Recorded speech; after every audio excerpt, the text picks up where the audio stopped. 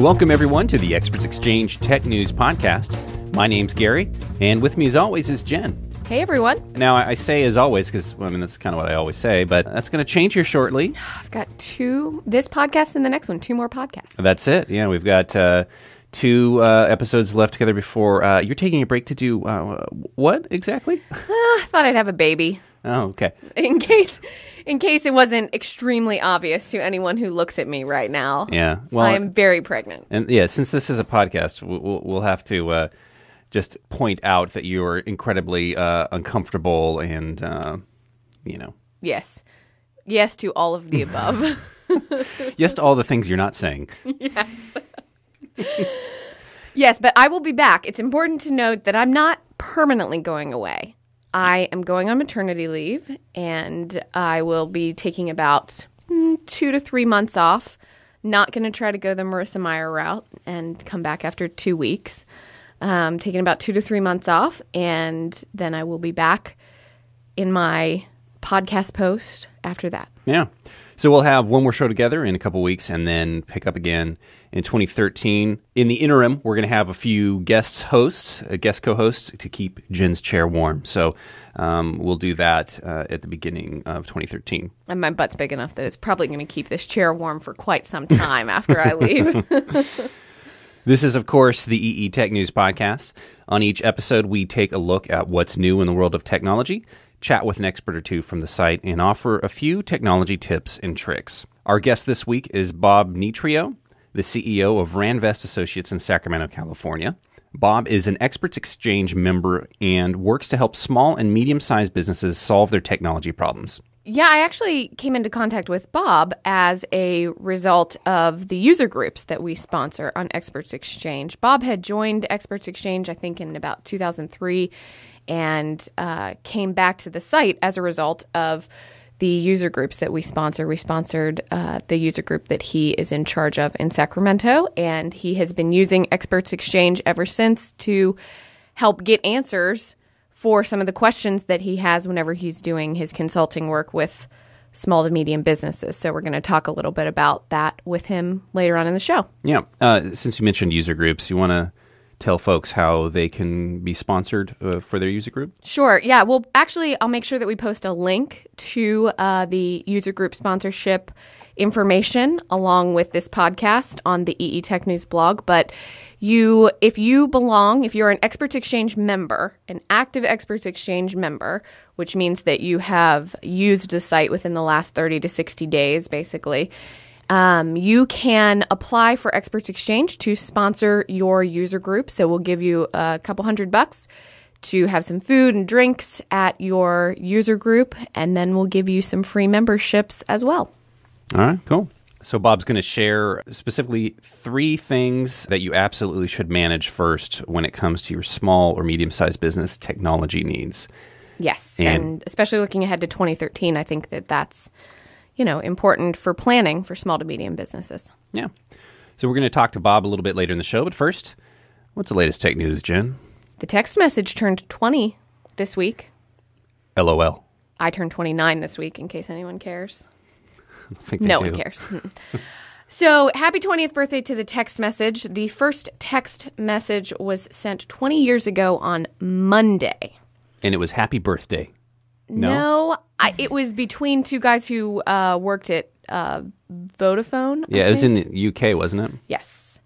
Total text messages sent each year are declining because people have found other free ways of messaging people. Like the iPhone has their little iMessage format, and services like Skype and FaceTime have come into play where now instead of sending words, you can actually talk to people face to face. But people still send about 678 text messages per month. Wow, like on average. Mm-hmm. That's impressive.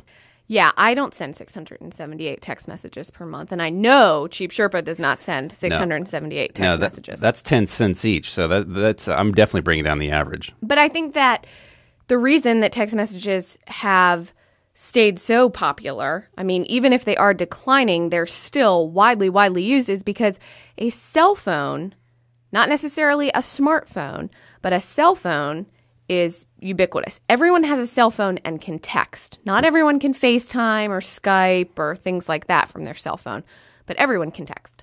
Yeah, I mean, I honestly am kind of surprised that it's even decreasing at all, because it seems like, when did it peak? When was the I don't know. high watermark? Texting is never going to go away. You can't always FaceTime with someone, but you can shoot them a quick text message. Yeah, and I mean, maybe SMS goes away as a technology that, as it was in its original form, but people are going to still send, 100 to 200 character messages. I'll be there in 5 minutes. That's still going to be a pretty standard type message people send. Do you know what SMS stands for? I do, but I forgot.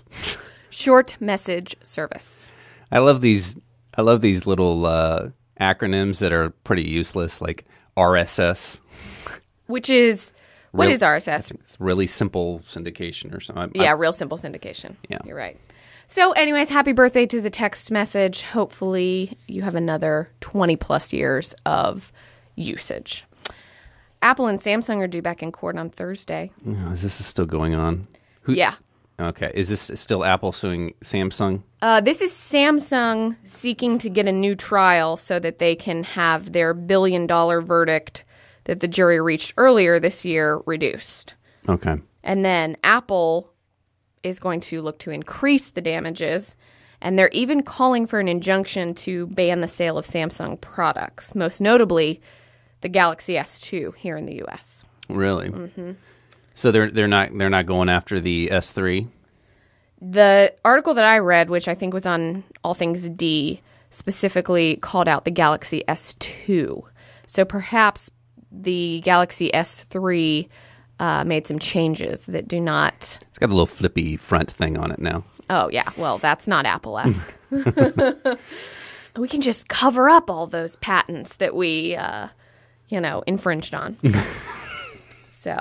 But former Google CEO and current chairman Eric Schmidt said that he did an interview with the Wall Street Journal earlier this week, and he said he thinks it's a wonder that Apple hasn't sued Google directly. Like, they've sued Google partners, but they've never sued Google directly. Yeah. I think it's the Android stuff. Anytime you're suing anything related to Android, you're hinting that Google is to blame. Right. I'm wondering if if Apple's just going to slowly, chip away at Google, because they already took out Google Maps from their map integration onto their phone. They created their own map system.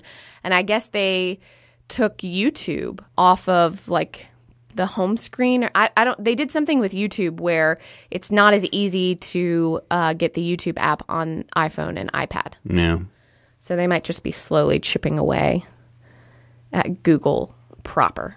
The crazy thing about the big tech giants, the likes of Google and Apple and Microsoft, all of their worlds have to interface. I mean, this has always been the problem with software and hardware. Another example of this happening right now is Microsoft is actually making another run at a social network.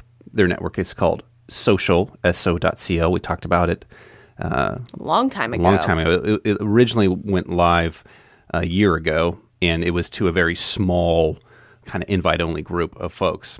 But now they've opened it up to a public beta, and you can either sign up directly with your Microsoft credentials, or you can use Facebook to sign in with Social. And so do you know what features this social network has that is different than what other social networks, say Facebook, right, or Google Plus even, dare I say, might offer the user? Well, they completely redesigned it. The original launch that came out late last year had very much a Facebook feel to it, and they changed it so it's large images. It's very image focused, so it almost feels a bit more like Pinterest in some ways. Microsoft has been very, very adamant in saying we are not attempting to take on Facebook or Twitter or Pinterest or any of these things. They're trying to find another little niche. They say it's about search, but it's dressed up in kind of this image-rich context. But it's still, I mean, it looks pretty. It kind of has that Windows 8 look. The live tile vibe. Yeah, the live tile look. But it's confusing how it fits into an existing social landscape already. That was what I was going to say. I'm just so confused. I don't understand why I would use this instead of Facebook. The thing I appreciate is that at least Microsoft keeps trying. You know, they've got a ton of money. Granted, they show up a few years late all the time, but they're trying. And you gotta think, at some point, the giant will strike it again, you know? I really, really have been pulling for them and hoping that they do strike it again. But the Surface seems to be disappointing people all over the world. So I don't know. Did you ever read the post on Gizmodo by Matt Buchanan, the unedited thoughts on technology better left unposted? Mm-mm. It was posted like over a year ago, probably a year and a half ago. And he basically says, like, Microsoft, I keep wanting you to come through, but you have brilliant people working for you, but you're always 3 years late with your products. And now you're saying that you're not going to give us the Surface tablet till 2012. It better be amazing. And now we have the Surface tablet, and we know that it is, in fact, not so amazing. And it's just... In speaking of the Surface tablet, I mean, let's lean into that a little bit for a moment. Shall we? Since it is all over our televisions, I mean, their advertising blitz is just crazy right now. There's a list from Advertising Age that came out of the 11 apps you can't install if you own a Microsoft Surface. Now, we talked previously about the Surface and how it's very limited in its app environment. You can't bring a lot of the current PC-based software on the existing Surface. The Surface Pro should be able to do a lot of that stuff. But anyway, I'm going to list some of these apps, okay? And you tell me if any of them are a deal breaker. Facebook. You can't install a Facebook app on a Microsoft Surface. I think you can use all of these in a browser. Right. But you cannot install. There is no native app. Okay, keep going. Okay, so Facebook, Twitter, Pandora, Words with Friends, Spotify, Amazon, Pinterest, Yelp, and Dropbox. Now, this is because Facebook, Pinterest, Spotify, all those companies have not, in fact, created an app for the Surface. They haven't created an app for the Surface. So it's not anything that Microsoft is not doing. But it still does go to show, I mean, when Google started coming out with tablets, Facebook and Spotify and Pinterest were fairly quick. Pinterest was a little slow to get an Android app, but they did eventually get one. And we've known about the Microsoft Surface for way longer than we ever knew about a Google tablet. Yeah. So, and to think about having Dropbox is something that I know I use and a lot of other people use to sort of handle files across multiple platforms. It's like if you can't access that in an easy native environment, why would I even bother, introducing an outside device into the ecosystem? Unfortunately, I think for the mainstream consumer that the lack of a Facebook app is going to be a bigger deal breaker than the Dropbox app. Right. But I agree that these are not all, but a lot of them are deal breakers for a lot of people. It will be interesting to see how quickly these companies create a Surface app, or if they even create one at all. It just seems to me that if Microsoft was so close to launching the Surface Pro, it's supposed to come out early next year.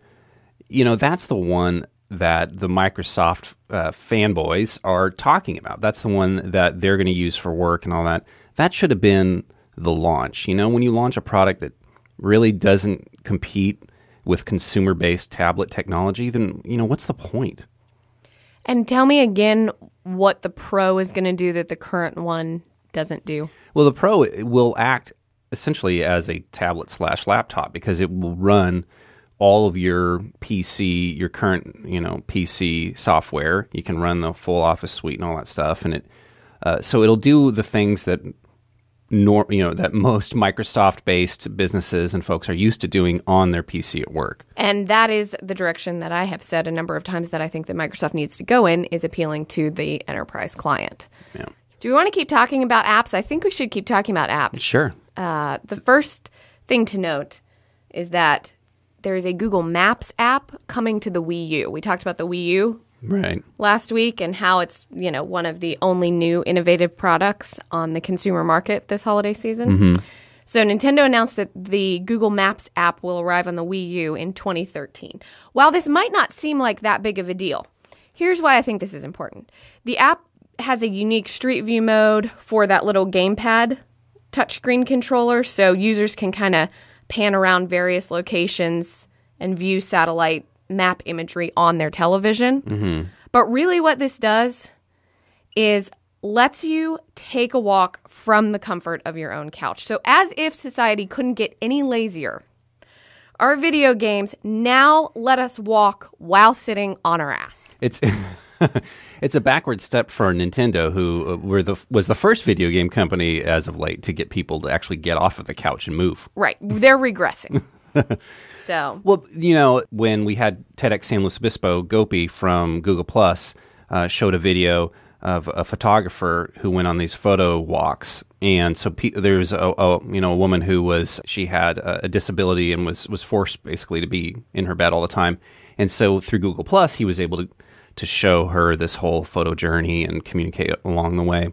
And so this is one thing that you could say, well, for folks who can't leave the house, yes, it's an excellent way to show them the world. Absolutely. It is a cool concept, but I just think it's interesting that now we can walk. Yes. Well, not really walking. Right. The next app that I want to talk about is the Airbnb-esque app that now allows you to invite people to dinner. It's not created by the Airbnb founders, but you're inviting strangers to dinner? Yeah, you're inviting strangers to dinner. Yeah. So I've been vocal about how crazy I think that the Airbnb concept is. I would never let a complete stranger come stay at my house for a few days. Never. That being said, the app is incredibly successful. So I'm clearly in the minority here, which I'm fine with because I still would never let someone come stay at my house. I suppose this is basically eHarmony for finding friends then, I guess? Yeah, the app is called Supper King, and so it takes the Airbnb concept and then applies it to dinner. It's an iOS app, a free iOS app that lets you invite strangers to your home to enjoy a meal or lets you attend a local dinner party. Okay. I mean, this has like swingers or gang rape written all over it. You could see this getting dark fairly fast. Yeah. So you can search by what's popular, types of food, or neighborhood. Currently, the app is only available in New York, Los Angeles, and San Francisco. But you build this reputation in your hood as a party hostess. And the founder of this app says that he thinks eventually people will be able to charge for folks coming to your dinner parties. Really? Yeah. That all sounds exhausting to me. It sounds exhausting and dangerous. I suppose. I mean, maybe it's a bit cynical to presume the danger in it. I mean, I'm with you there. I think I'm more feeling like I barely have enough time to invite my friends over for dinner, let alone invite strangers. Yeah. I was trying to think, okay, who would this apply to? Would not apply to me because I agree with you. I don't even have enough time to have my friends over, so I'm not going to have randos over for dinner, right?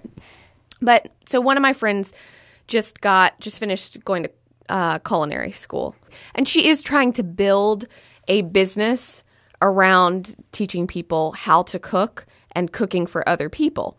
So I guess something like this applies to her in that she could, join this app and start inviting people over to her house for dinner and showcasing her culinary skills. I think you already pointed out one of the three main groups that will be using this. One, you've got the swingers, and then two, you've got cults, that are going to try to indoctrinate you, and three, kind of like cults, you got Amway. I mean, that's pretty much, at some point, people are going to ask something of you in this dinner. Now that we have your attention, here's a 45-minute video presentation about why you should own a timeshare.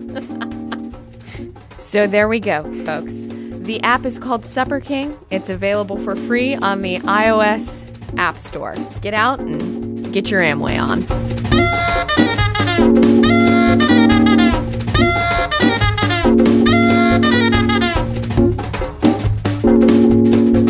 Our guest this week is Bob Metrio, the CEO of Ranvest Associates in Sacramento, California.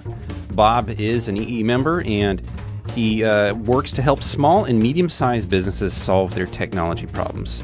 Jen sat down with Bob earlier today, and here's what he had to say.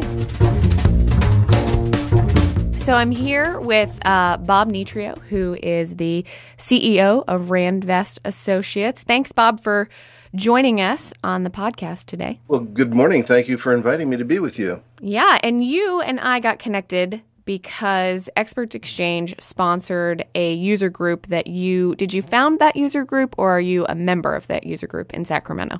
Founder and continuing leader. It's the SMB IT Pros user group? The Sacramento SMB IT Pros. We originally started out as a small business server user group, and it quickly evolved from a user group into a group of small business specialists that obviously specialized in small business server, and the casual business owner that wanted to learn a little bit more about small business server pretty much dropped out of the picture rapidly because we were basically a techno geek group at that point.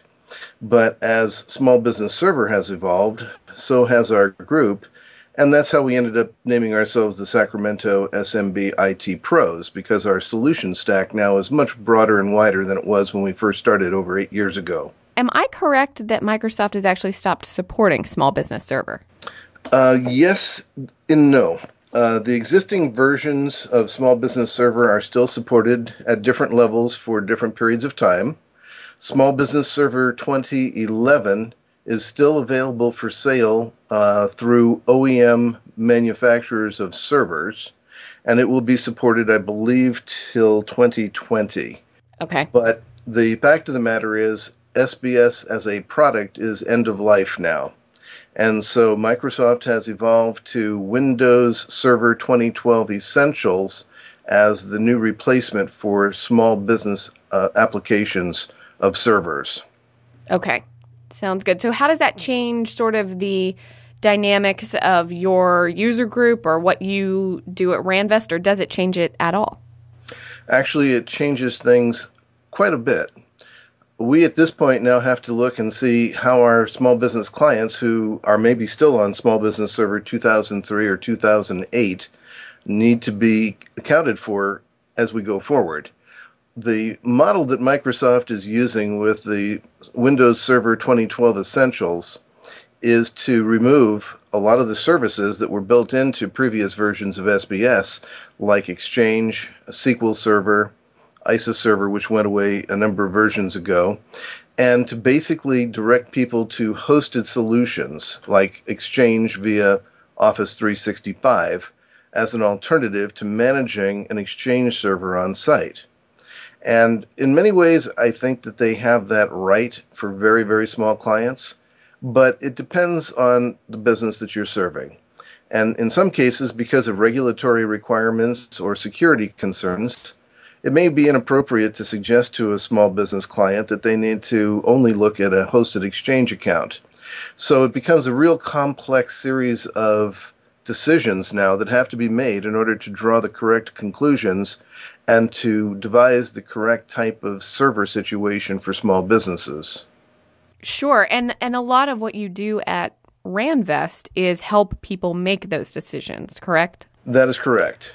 We are advertising ourselves as strategic business consultants with technology solutions, and we have always led with business consulting as opposed to leading with technology. So looking ahead to 2013, what are some of the recommendations that you have for people whenever they're really planning for their IT needs for the new year?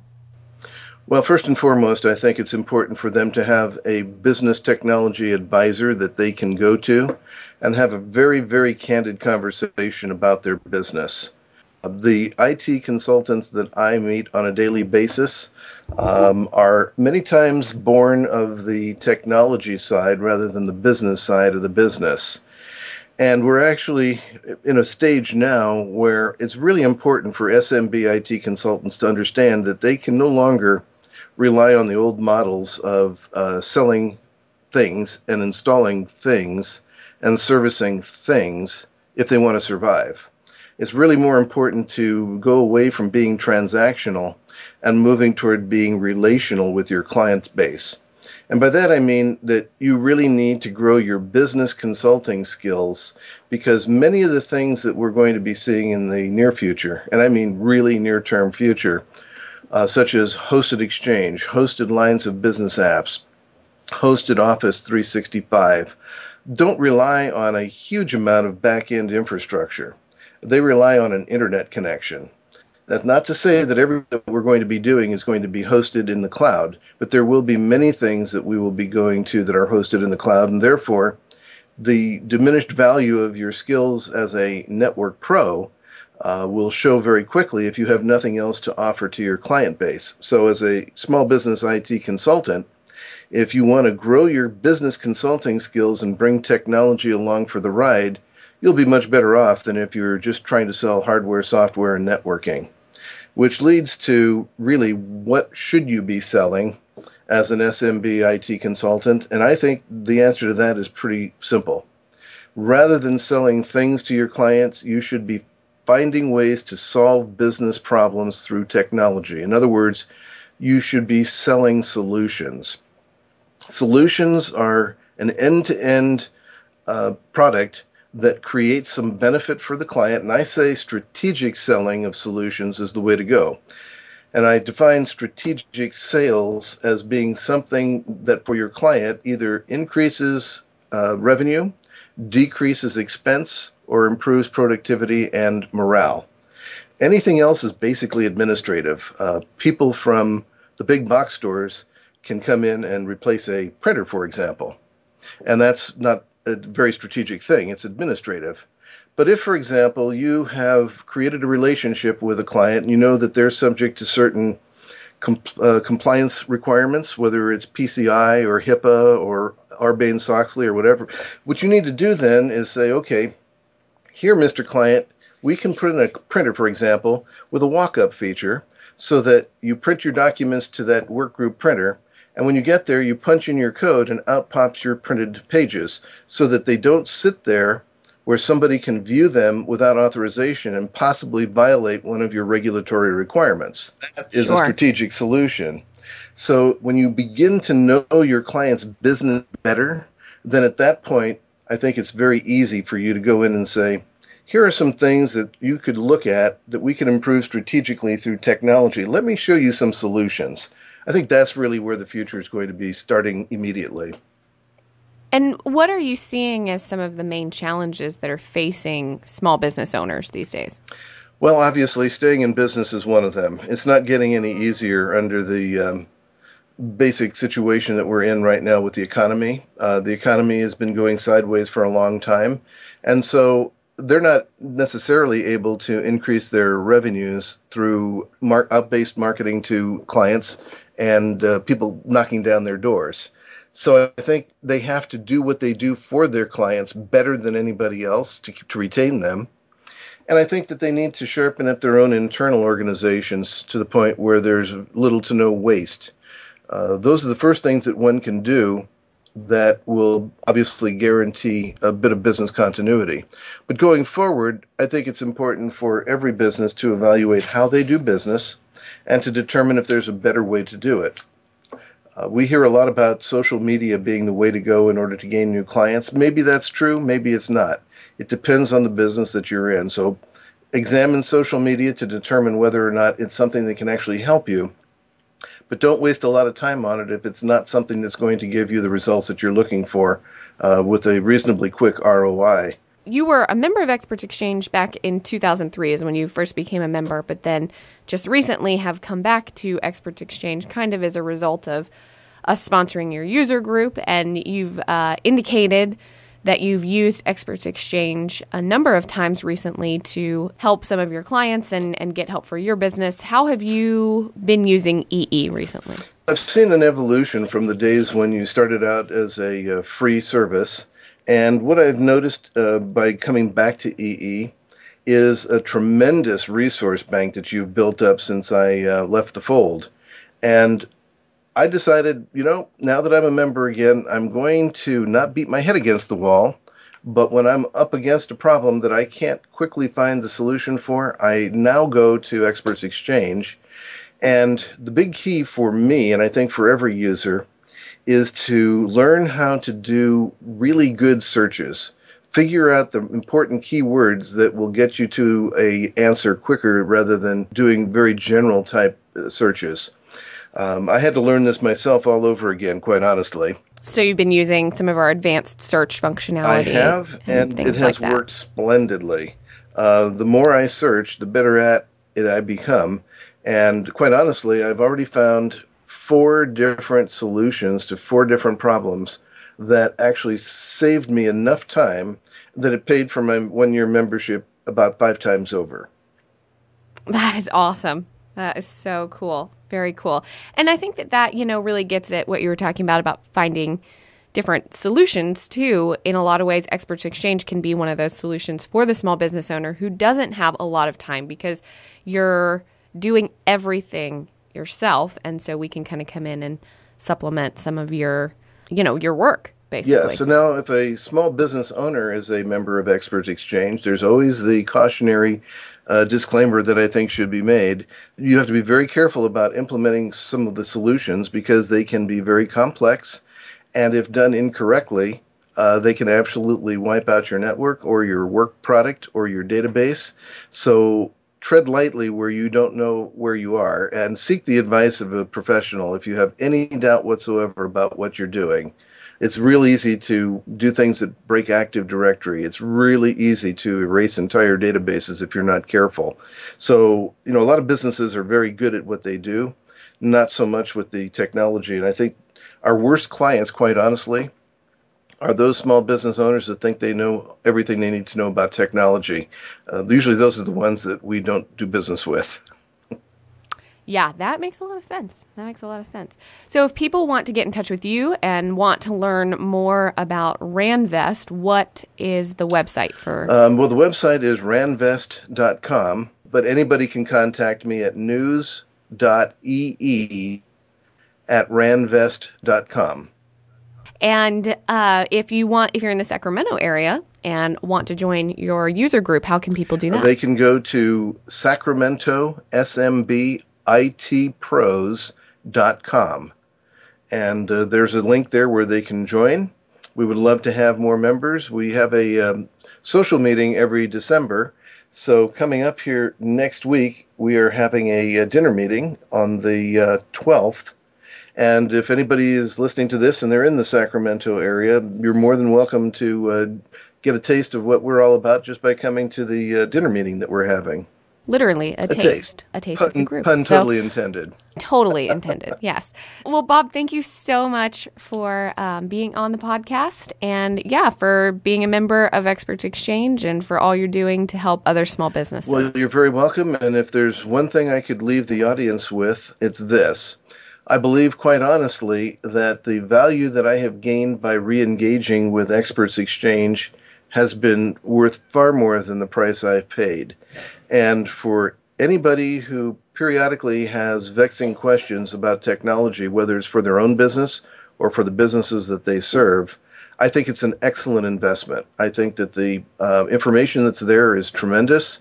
I actually posted one question regarding my old cell phone that wasn't syncing up again. And even though most of the information that was provided through the answers were things that I had already tried, I was very, very impressed with the breadth of information that people provided and their willingness to share that information quickly.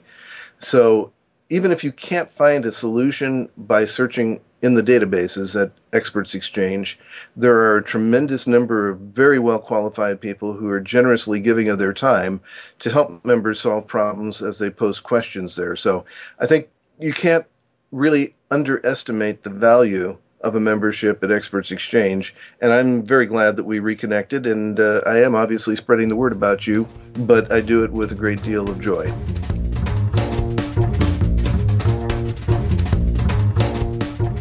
It's hard when you're a small business. You're wearing a bunch of different hats. One day you're actually doing your job that you started your business for, and the next day you're, cleaning out the toilets in the back of your office. So I think technology is one of those things that ends up probably dropping off folks' radar if that's not in their wheelhouse. And so it's great to kind of give folks a heads up on what they should be really paying attention to. And it's great to see how someone who is, in fact, a small business owner himself is using Experts Exchange to help other small businesses. Yeah, absolutely. Thanks again to Bob for joining us on the show today. And again, if you want to have Experts Exchange sponsor your user group, you can go to the blog, and this particular podcast where you may be listening right now should have information about the user group. Again, you get a couple $100 for food, drinks, and some free memberships as well for your user group. Yep, absolutely. Thanks again for tuning into the EE Tech News Podcast. You can subscribe to this podcast for free on iTunes, SoundCloud, and now Stitcher Smart Radio. And if you like what you hear, take a moment to review the podcast on iTunes and Stitcher. For more technology news, be sure to visit our blog at blog.experts-exchange.com. I'm Gary. And I'm a very pregnant Jen. And hey, thanks for asking.